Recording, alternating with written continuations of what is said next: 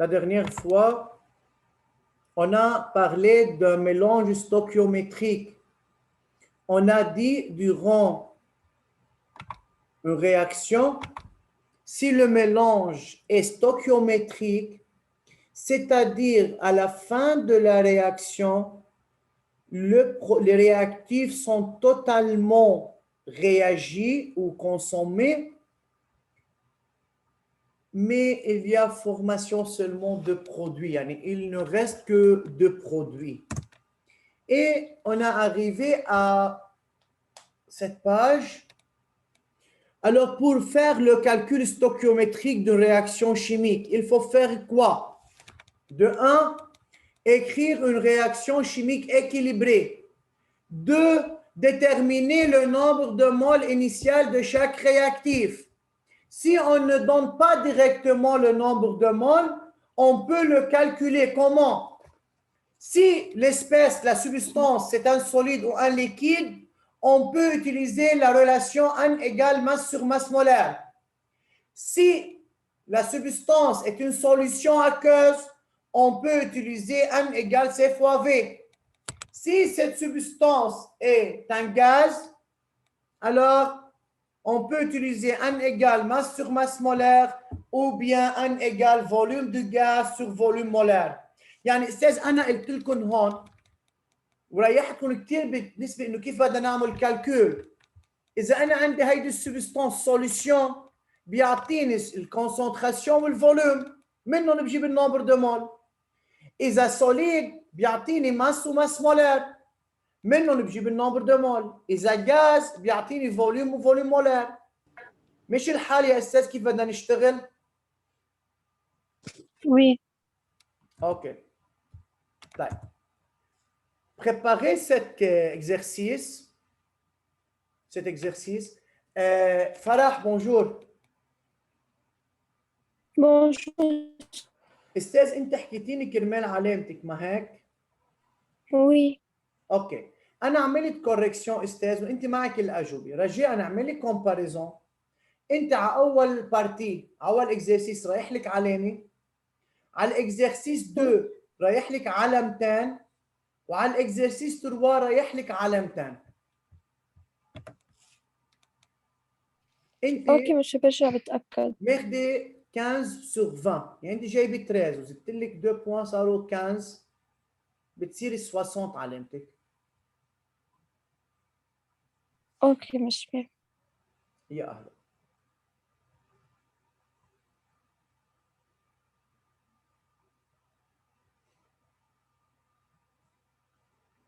مسيو، نعم. بالامتحان انت حطيت لي انه عن 80 68 بس بالمعدل كيف 64؟ انا حطيت لك 64 مش 68. بلا اساس حطيت لي 68 على السيستم. ما بعرف، انا حاطط لك 64 عندي، ما بعرف اني بركي علامه القديمه. لا اساس انا بالعلامة القديمة ماخذة 56 بعتقد. جو ne sais pas، بركي 58 الموين صار، ما بعرف اساس، انا المعلومات نزلتهم. يعني شو مش معجبيتك علامتك؟ لا مسيو بس فكرت في غلط او شيء. Bon, ça va, ça va. يلا. On brûle complètement. شاني complètement؟ يعني فيش رياكتيف. يعني à la fin de la réaction ما حيبقى من مين؟ من CH4. On brûle complètement 0,2 mol de CH4 dans l'air. استاذ نحن بنعرف انه بنقول رياكسيون دو كومبستيون، يعني دائما في عندي ديوكسيجين، صح؟ صح. طيب لا كومبستيون دو CH4 بيعطيني CO2 مع H2O. نعمل اكيليبر، عندي كربون مع كربون، عندنا H4 كان عندي H2، عملنا ملتبليي ب 2 صاروا 4. بالبرودوي عندي هون O2 وهون 2 O صاروا 4، فبنضرب ال O2 ب 2 صارت équation équilibrée. Calculer la quantité de la matière N de dioxygène qui a réagi puis le nombre de moles de chacun des produits formés. استاذ كل الحل متوقف انه التلميذ يكون شايف كلمه complètement 0.2 مول de CH4. شو يعني؟ يعني خلال هيدي الرياكسيون اي رياكتيف تفاعل كليا؟ CH4. طيب هو شو بده استاذ؟ قديش كميه الديوكسيجين اللي تفاعلت مع CH4 لحتى عملت له combustion complète، صح؟ Oui. طيب comment peut-on résoudre cet exercice? Tout simplement, on a ce qu'on appelle le rapport stoichiométrique.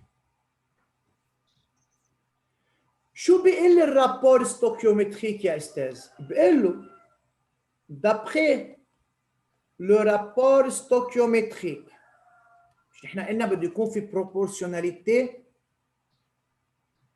هيدا الرابور stoichiométrique بيقول لي انه النمبر دو مول ل CH4 على الكوفيسيون قديش؟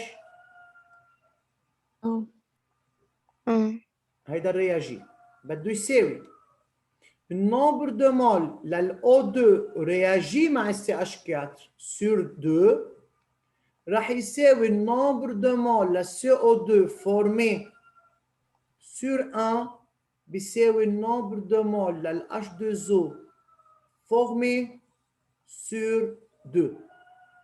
هيدي الاكريتور مين ما فهمها؟ في أسأل سؤال؟ بس خليني بس لاخذ ريبونس على سؤالي وبسمعك يا امل. شباب صبايا، هيدي الاكريتور اللي انا كتبتها مين ما فهمها؟ مش انا فهمت شو عملنا، بس انه اللي عملناها هي شو اوكي طلع لنا بالضبط. اللي عملناه هو شو قال لي؟ بده النمبر دو مول للديوكسيجين كي رياجي. طب انا كيف بدي اعرف قد ايه تفاعل من الاكسجين؟ بروح بستعمل رابور ستوكيومتري. كيف مثلا بمحل بروح بستعمل لوا دو بروبورسيون ديفيني؟ انا هون في عندي شيء اسمه الرابور ستوكيومتري يلي هو عباره عن البروبورسيوناليتي بين الرياكتيف والبرودوي، اللي بيقول لي انه كل واحده CH4 بدها تتفاعل مع 2 O2 لتعطيني وحده CO2 مع 2 H2O. هيدي اذا حكينا ب 1 مول مع 2 مول. بس انا هون يا استاذ قديش عندي CH4؟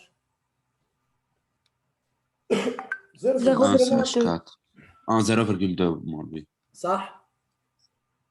بما انه عندي 0.2 مول فاذا يا استاذ بدي استعمل هال 0.2 مول بالكالكول. فشو بقول له دائما على طول بالرابور ستوكيومتريك هو النمبر دو مول لكل اسبيس على الكوفيسيون بيكون بيساوي النمبر دو مول لدوزيام اسبيس على الكوفيسيون.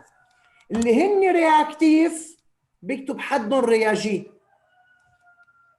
ويلي هن برودوي بيكتب حدهم فورمي. مش هودي تفاعلوا هودي تشكلوا؟ وي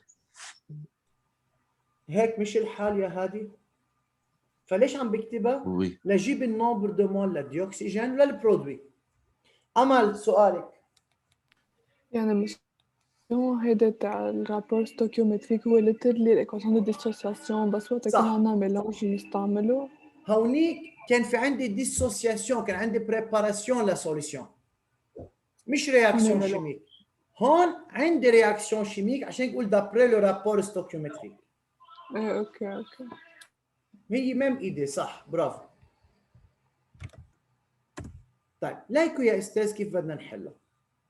اذا دابري لو رابور ستوكيومتريك نحن عطينا النمبر دو مول لمين؟ للCH4 يعني هو الدوني. فلنجيب النمبر دو مول للO2 رياجي بقول له باخذ هودي اثنين ايجاليتي. كيف كنا نشتغل بالنمبر دو مول؟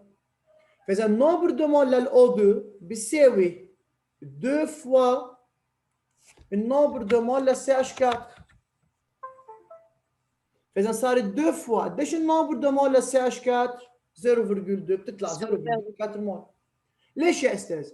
ما انا قلت كل واحد CH4 بده 2 O2.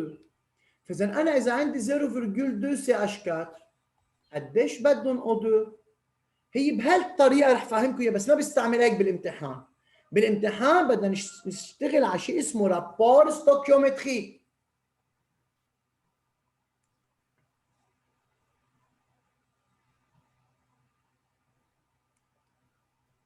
فهمنا كيف جبنا النومبر دو مول للأو 2؟ وي. طيب نفس الشيء يا استاذ، كيف بجيب النومبر دو مول للبرودوي؟ البرودوي هن سي او 2 والاتش 2 او. باخذ كمان السي اتش 4 سور 1 بيساوي النومبر دو مول للسي او 2 سور 1، يعني بيساووا بعضهم بتطلع 0.2 مول. للاتش 2 او فورمي النومبر دو مول للسي اتش 4 رياجي بيساوي النومبر سور 1 بيساوي النومبر دو مول للاتش 2 او فورمي سور 2. يعني الان للاتش 2 او فورمي هي 2 فوا ان للسي اتش 4 رياجي تطلع 0.4 مول. Comme ça, on trouve le nombre de moles là le O2 réagi ou là les produits formés. شو يا استاذ؟ سهل او صعب؟ كثير سهل. سهل. طيب استاذ هيك بكون انا خلصت هيدا الباوربوينت. رح روح ونحكي بباوربوينت تاني يلي هو، خليني بس انا اسكر هيدا الباوربوينت. اوكي نعمل له سيف، خليكم معي دقيقة بس.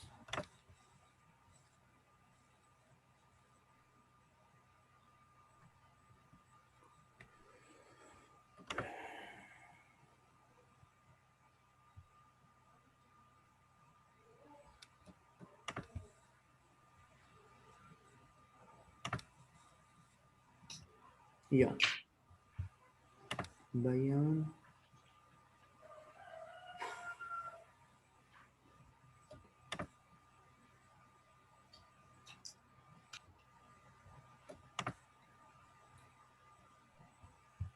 ليه ما بده يبين هون؟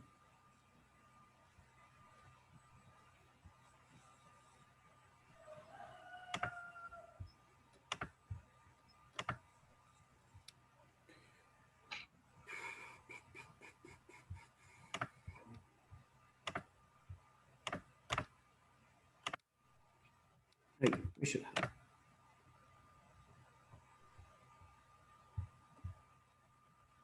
استاذ هالسريع شوي نحن حكينا عن الكوفيسيون ستوكيومتريك. فاذا اي رياكسيون شيميك نحن بنكتبها سو فورم A بلس B بلس C بلس D. الماجسكول هو اسبيس شيميك، المينسكول هو الكوفيسيون. حدا عنده بعد مشكله بالكوفيسيون ستوكيومتريك؟ نو. يعني هن الارقام اللي بيستعملوا لما داموا الاكيليبر. طيب يا استاذ شو فهمنا من ميلانج ستوكيومتريك؟ بالميلانج ستوكيومتريك بصير في عندي كونسوماسيون كومبليت لمين؟ رياكتيف. للرياكتيف. يعني الاثنين رياكتيف يا استاذ، كل الرياكتيف يختفي. بالميلانج فينال شو بيبقى عندنا بس؟ برودوي. لو برودوي. يعني انا اذا عندي A بلس B بيعطيني C بلس D. ال A بلس B